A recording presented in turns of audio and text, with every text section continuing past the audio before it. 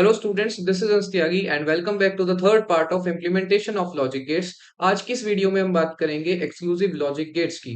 पिछली दो वीडियोस के अंदर हम बात कर चुके हैं बेसिक गेट्स और यूनिवर्सल गेट्स की। आज की इस वीडियो में हम बात करेंगे एक्सक्लूसिव गेट्स की, which is very very very important topic आपके एग्जाम पॉइंट ऑफ व्यू से, क्योंकि एक्सक्लूसिव गेट्स नैंड की मदद से बनाने का हर एक बार एक क्वेश्चन जरूर आता है और ये इंपॉर्टेंट क्वेश्चन हो जाता है। इसीलिए आज हम इम्प्लीमेंटेशन भी करेंगे और नैंड से बना के देखेंगे दोनों गेट्स को। ठीक है, तो जल्दी से बिना टाइम वेस्ट किए चलते हैं अपने बोर्ड पर, थ्योरी समझते हैं और उसके बाद इंप्लीमेंट करते हैं अपने एक्सक्लूसिव लॉजिक गेट्स।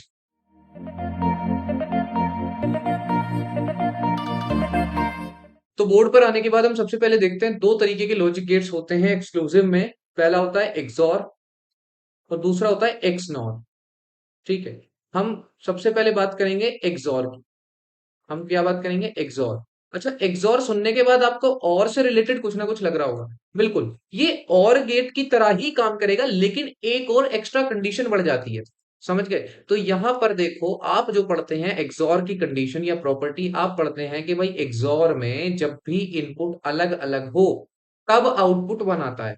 जैसे मैं ट्रूथ टेबल बना लेता हूं साइड में, उसके बाद हम बात करेंगे। ए, बी और वाई, 0 0 0 1 1 0 1 1। यहां पर पता है तुम्हें क्या बताया जाता है कि भाई अगर दोनों इनपुट अलग हैं तो वन आ जाएगा और अगर सेम है तो जीरो।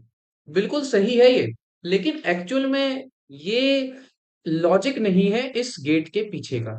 एक्सक्लूसिव गेट के पीछे का लॉजिक क्या कहता है कि भाई अगर आपके पास odd number of true inputs हैं, जैसे यहां पर देखो ध्यान से, यहां पर एक ट्रू इनपुट है विच इज ये रहा वन। ठीक है, यहां पर एक ट्रू इनपुट है विच इज ये रहा वन, लेकिन यहां पर दो ट्रू इनपुट है और यहां पर तो जीरो है। तो ध्यान से देखो, जब भी तुम्हारे पास odd number of true inputs होंगे, ये लॉजिक गेट तब तुम्हें वन देगा। लॉजिक गेट का मतलब होता है भाई कि लॉजिक लगा के वो किसी काम को कर रहा है। ये लॉजिक यहां पर लगा हुआ है, कौन सा? कि number of odd true inputs जब होंगे तब क्या होगा? वन। तो ये हो गया सबसे पहला लॉजिक गेट की प्रॉपर्टी। कौन से लॉजिक गेट की? एक्सक्लूसिव और लॉजिक गेट्स की प्रॉपर्टी। अब हम बात कर लेते हैं इसके डायग्राम की। तो दो इनपुट और इस तरीके से थोड़ा टिल्ट रहता है, इसको सही से बना लेते हैं। कुछ इस तरीके से होता है कौन सा? एक्सक्लूसिव और लॉजिक गेट। ठीक है, नॉर में क्या होता है, बाद में ये डॉट लग जाती है। तो अगर मैं और समझ गया तो नॉर समझने में कोई दिक्कत नहीं होगी, क्योंकि बाद में एक नॉट गेट लगाना है बस। अरे एक्सॉर में अगर एन लगा दूं तो एक्सनॉर बन जाएगा ना। तो यानी एक्सॉर गेट के आगे अगर मैं एक नॉट गेट लगा दूं तो ये एक्सनॉर ही बन जाएगा। तो मुझे सिर्फ एक्सोर समझना है, एक्सनॉर तो अपने आप हो जाएगा। समझ में आती है बात? तो अगर मैं एक्सोर समझना चाहता हूं और इनका इंप्लीमेंटेशन करना चाहता हूं, तो मैंने पिछली वीडियो में देखा था कि भाई सबसे पहले इसकी इक्वेशन समझनी पड़ेगी कि ये आउटपुट में वन कब कब दे रहा है।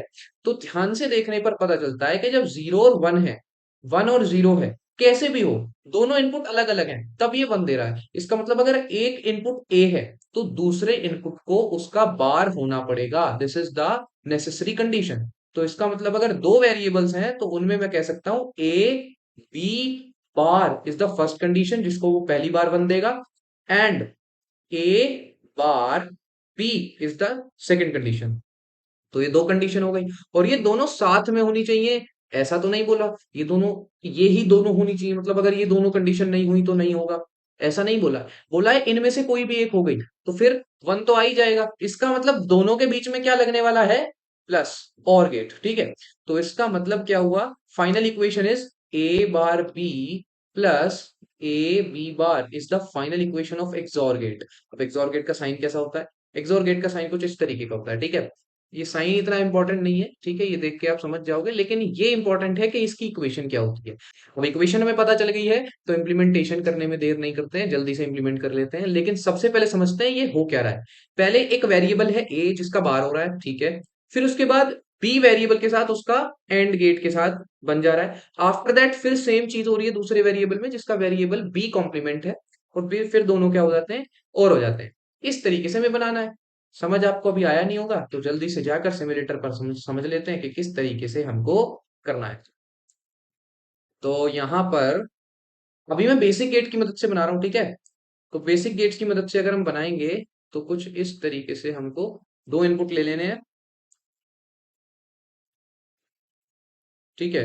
अब जल्दी से हम गेट लगा लेते हैं। सबसे पहले एक वेरिएबल का नॉट हो रहा था, ठीक है, ध्यान से देखेंगे, एक वेरिएबल का नॉट हो रहा था विच इज ए। तो ए वेरिएबल का नॉट हो रहा था, ठीक है, कर देते हैं नॉट। बी वेरिएबल ऐसे ही था, बहुत बढ़िया बात है, बी वेरिएबल को ऐसे ही रख लेते हैं। और दोनों का क्या हो रहा था, एंड, दोनों का क्या हो रहा था, एंड हो रहा था, बहुत बढ़िया। ये लो, एंड हो गया। चलो, अब दूसरे वाले में क्या हो रहा था, ए वेरिएबल का सेम था, ठीक है, ए वेरिएबल जिसका नॉट हुआ था वो सही हो गया था, मतलब अब ए वेरिएबल ऐसा ही है। और फिर जिसका नहीं हुआ था उसका नॉट हो गया था, मतलब बी का नॉट। तो इन दोनों के बीच में भी क्या लगा देंगे हम, एंड गेट लगा देंगे। फिर हमने ये लगा दिया, ठीक है, चलो ये भी बन गया। और दोनों के बीच में क्या था, दोनों के बीच में प्लस लगा हुआ था, इसका मतलब भाई कि दोनों के बीच में क्या होगा, एक और गेट होगा। दोनों के बीच में एक और गेट लगा देते हैं, ठीक है, दोनों के बीच में क्या होगा, एक और गेट। अब इनका आउटपुट देख लेते हैं क्या होगा। थोड़ा सा इसको छोटा कर देता हूँ जिससे ये पूरी एक बार स्क्रीन पे आ जाए, है ना।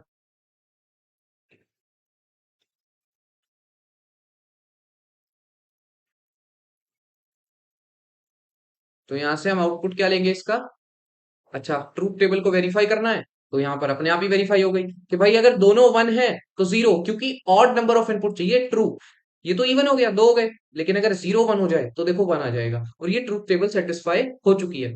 इस तरीके से हम बेसिक गेट की मदद से क्या बना सकते हैं, एक्सक्लूसिव और गेट। लेकिन क्या हो अगर मैं नैंड से बनाने को बोलूं, क्योंकि एग्जाम में तो आएगा एक्सोर गेट बनाइए नैंड की मदद से, तो नैंड से कैसे बनाएंगे।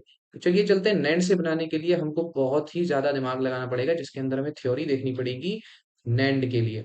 तो नैंड के लिए अगर आपको सिंप्लीफिकेशन नहीं आता है तो थोड़ी सी प्रॉब्लम हो सकती है, लेकिन मैं ट्राई करूंगा कि अगर आपको सिंप्लीफिकेशन नहीं आता है तो भी हम थोड़ा सा ट्राई करें कि इजी वे में इसको समझने की कोशिश करेंगे, ठीक है। तो सबसे पहले मैं इस सारे को हटा देता हूं और बात कर लेते हैं हम इक्वेशन की। इक्वेशन है A B bar plus A bar B, और हमारा टारगेट किससे बनाने का है, ए डॉट बी का फुल बार। यही तो होता है नैंड गेट, ठीक है। तो इससे हमें बनाना है, दूर दूर तक रिलेशन लग नहीं रहा है तो कुछ ना कुछ दिमाग लगाना पड़ेगा। तो ध्यान से देखो क्या हो अगर मैं ऐसा करूं, A B bar plus A bar B. देखो अगर मैं इसमें जीरो ऐड कर दूं तो क्या कुछ बदलेगा, नहीं बदलेगा। इसमें जीरो ऐड कर दूं तो क्या कुछ बदलेगा, नहीं बदलेगा। चलिए ठीक है। अब बूलियन में, ठीक है, हालांकि आपने अभी बूलियन पढ़ा नहीं होगा, लेकिन बूलियन अलजेब्रा में हमको पता है कि जीरो हम ए बार से दिखाते हैं, ठीक है। क्या मैं यहाँ पर ए बार लिख दूं, बिल्कुल लिख सकता हूँ। क्या मैं यहाँ पर बी बार लिख दूं, बिल्कुल लिख सकता हूँ। लेकिन ए बार तो वन भी हो सकता है, अगर ए वन हो तो। तुम्हें क्या पता कि ए बार जीरो है, वन है, या ए वन है, ठीक है। ए बार तो तुम्हें नहीं पता, चलिए बहुत बढ़िया। लेकिन अब देखो मैंने कहा ए बार हमेशा जीरो नहीं होता, ए बार कभी कभी वन भी हो जाता है, कब, जब ए जीरो होता है, जब ए जीरो होता है। तो तुम्हें ये पता चल गया ना कि अगर ए बार मैंने कहा वन है तो तुम कहोगे ए तो जीरो है, इसकी मल्टीप्लाई ए से कर दो। अभी समझ नहीं आया होगा आपको कि यहाँ पर क्या किया है मैंने। देखो, अब पता है तुमने कहा था कि भाई हम यहाँ पर ये जीरो को ए बार लिख सकते हैं, ठीक है, लेकिन मैंने ये कहा कि इस ए बार को तो मैं वन भी बोल सकता हूँ, क्योंकि अगर अगर if A is equal to zero then A bar is equal to one.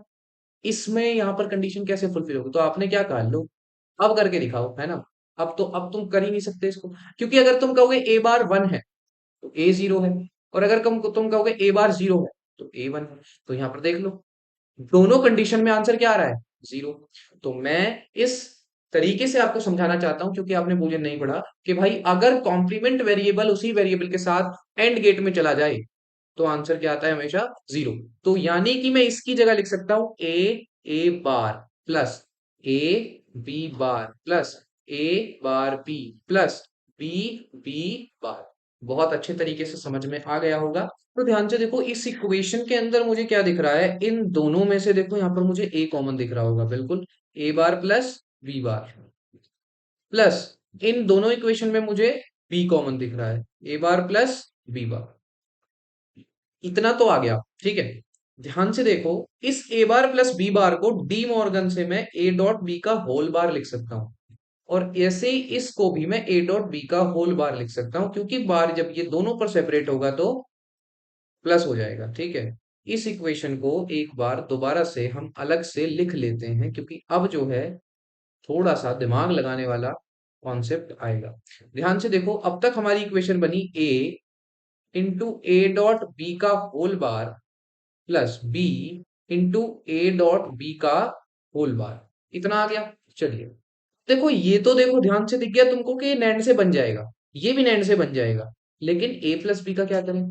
तो अगर मैं इस पूरी इक्वेशन में डबल बार लगा दूं तो कोई चेंज तो नहीं होगा, क्योंकि डबल बार का मतलब वही होता है जो वैल्यू आंसर में आई है, क्योंकि ए का बार बार इज इक्वल टू ए होता है, ठीक है। तो यहाँ पर डबल बार लगा दिया।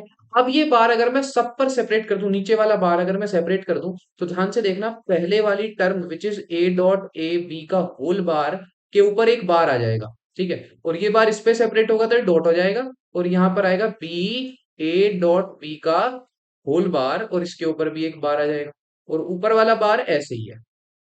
इतनी बात समझ आ गई? अगर इतनी बात समझ आ गई तो हमारा बन चुका है नैंड से एक्सॉर। ध्यान से देखना, हमें हर जगह एक्सॉर ढूंढना है। देखो, यहां पर नैंड गेट है, बहुत अच्छी बात है।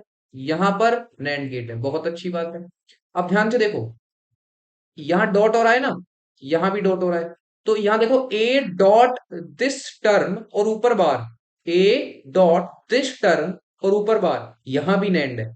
A dot B dot this term और ऊपर बार, यहां भी नैंड है। और देखो, इस पूरी टर्म को और इस पूरी टर्म को उठा लो, डॉट पूरा बार, तो यहां भी नैंड है। ध्यान से गिन के बताएंगे कितने नैंड गेट है, अगर गिन चुके हो तो तुम बड़े अच्छे तरीके से समझ चुके हो implementation of NAND, implementation of XOR using NAND. ध्यान से सुनो, कितने नैंड है। पहला नैंड ये रहा, छोटा वाला यहाँ पे। दूसरा ये रहा, दो हो गए। तीसरा इन दोनों के बीच में है। चौथा इन दोनों के बीच में है। और पांचवा ये सबके बीच में है, ठीक है। अब इसको इम्प्लीमेंट कर लेते हैं एक बार सर्किट पे, ठीक है। इसको इम्प्लीमेंट कर लेते हैं, समझना जितना हार्ड था इम्प्लीमेंट करना उतना ही आसान है। तो मैं इस सबको यहां से हटा देता हूं, और यहाँ पर हम क्या करते हैं, जल्दी जल्दी इनपुट लेके आते हैं, ठीक है। और इसको मैं थोड़ा सा पीछे से बनाऊंगा। चलिए अब ध्यान से देखेंगे, मैं यहाँ पर बना रहा हूँ, आप सभी वहां पर एक एक करके देख के बना लेंगे, ठीक है। मैं यहाँ पर क्या ला रहा हूँ, नैंड गेट लेके आ रहा हूँ, ठीक। फिर मैं यहाँ पर एक नैंड गेट लेके आ रहा हूँ। अब देखो, प्रैक्टिस के साथ ये चीजें आपको समझ में आ जाएंगी, लेकिन अभी हमें समझनी है किस तरीके से हम बना रहे हैं। पहले देखो, कोई एक ए वेरिएबल होगा, ठीक है, उसका डॉट है ए डॉट बी के होल बार से। तो सबसे पहले हम इस वाले को सॉल्व करेंगे, ए डॉट बी बार, मतलब कोई ए वेरिएबल है, कोई बी वेरिएबल है, सीधा उसे नैंड के अंदर डाल दिया, ठीक है। एक कोई ए वेरिएबल है, बहुत अच्छी बात है, ये रहा ए वेरिएबल। और एक कोई बी वेरिएबल है जिसको सीधा नैंड के अंदर डाल दिया, बहुत अच्छा। अब जो ये आउटपुट आया उसको किसी ए वेरिएबल के साथ नैंड में डाल दिया। जो इसका आउटपुट आया उसको किसी ए वेरिएबल के साथ एक नैंड में डाल दिया, ठीक है, बहुत बढ़िया। अब यहाँ देखो, इस तरीके से यहाँ पे यही सेम जो आया था आउटपुट, उसी को बी वेरिएबल के साथ नैंड में डाल दिया। यही जो सेम आउटपुट आया था उसे एक बी वेरिएबल के साथ इन्होंने डाल दिया, किसमें, एक नैंड गेट में। अच्छा, इसको अच्छा दिखाने के लिए ना हम ऐसा करते हैं, इसको यहाँ से हटा के, ये थोड़ा सा बस सर्किट सही दिखता है, कॉम्प्लिकेटेड नहीं दिखता है। अच्छा, अब आ जाते हैं वापस, ये पूरा और ये पूरा फिर से एक नैंड में डाल दिया, मतलब अब जो आउटपुट आए वो सारे इन्होंने क्या करिए, एक और नैंड में डाल दिए। So this is the XOR gate using NAND. बना के देख लेते हैं इसको, आउटपुट देख लेते हैं इसका, है ना। चलिए, तो जीरो जीरो पे जीरो होगा बिल्कुल, जीरो वन पे वन होगा बिल्कुल, वन वन पे जीरो होगा, और वन जीरो पे क्या होगा, ये वन हो जाएगा। So this is the implementation of XOR gate using NAND. और अब इसी तरीके से अगर नॉर से इम्प्लीमेंटेशन करना है एक्सोर का, तो उसको आप होमवर्क में करेंगे। एक्स नॉर समझने के लिए मैं आप सभी को बता दूं कि XNOR is just not gate used after XOR. मतलब अगर मैं एक्सोर के बाद नॉट गेट लगा दूं तो क्या आ जाएगा, एक्स नॉर गेट आ जाएगा। अगर आपको फिर भी कोई डिफिकल्टी आ रही है तो आप कमेंट कर सकते हैं, मैं उसके ऊपर एक अलग से वीडियो बना दूंगा, लेकिन XNOR gate is just simple as XOR. तो आगे क्या करना है, नॉट लगाना है। अच्छा, अब देखो, अगर मैं यहाँ पर नॉट लगा दूं ना, तो ये एक्स नॉर तो बन जाएगा, लेकिन मुझे एक्स नॉर बनाना ही नहीं है ये नॉट लगा के, मुझे तो इसको नैंड से बनाना है। तो नैंड से भी बन सकता है, कैसे, दोनों इनपुट को शॉर्ट कर देंगे तो नॉट गेट यानी इन्वर्टर बन जाएगा। और अब इसी से अगर मैं आउटपुट ले लूं, लेकिन हमें पता कैसे चलेगा ये है एक्स नॉर या नहीं। तो एक्स नॉर की प्रॉपर्टी क्या बोलती है कि भाई दोनों सेम इनपुट होने से आंसर क्या आएगा 1। दोनों सेम इनपुट होने से आंसर क्या आएगा 1। ये देखो अलग अलग इनपुट है, 0 आ रहा है, सेम इनपुट है 1 आ रहा है, 0 1 है 0 आ रहा है, 0 0 है 1 आ रहा है। So this is the basically XNOR gate. XNOR gate में कोई भी डिफिकल्टी आती है आप नीचे कमेंट कर सकते हैं, उसके लिए अलग से वीडियो बना देंगे। लेकिन this is all about the exclusive gates and these 3 videos in which we have discussed basic gates, universal gate and exclusive gates are very important for your exam। और अगर आपको प्रैक्टिकली भी समझना है तो बहुत ही ज्यादा इंपॉर्टेंट है। इन 3 वीडियोस को देखने के बाद आप समझ जाएंगे कि गेट्स काम कैसे करते हैं। फोर्थ वीडियो, नेक्स्ट वीडियो में हम बात करेंगे implementation of a standard form और equation with the help of logic gates. यानी अब हम 10 क्वेश्चंस अगली वीडियो में करेंगे, जिसके अंदर रैंडमली कोई भी क्वेश्चन हम उसको इंप्लीमेंट करेंगे अपने सर्किट पर। यानी कि हम यहां पर इंप्लीमेंट करेंगे प्रैक्टिकली किसी भी एक इक्वेशन को सॉल्व करने के बाद यूजिंग नैंड और यूजिंग बेसिक गेट्स, जिससे भी आसानी से या छोटे डायग्राम में वो बन जाएगा, कम सर्किट्स लगेंगे उसमें हम काम करेंगे। ठीक है, तो तब तक के लिए keep learning, keep hustling. Thanks for watching.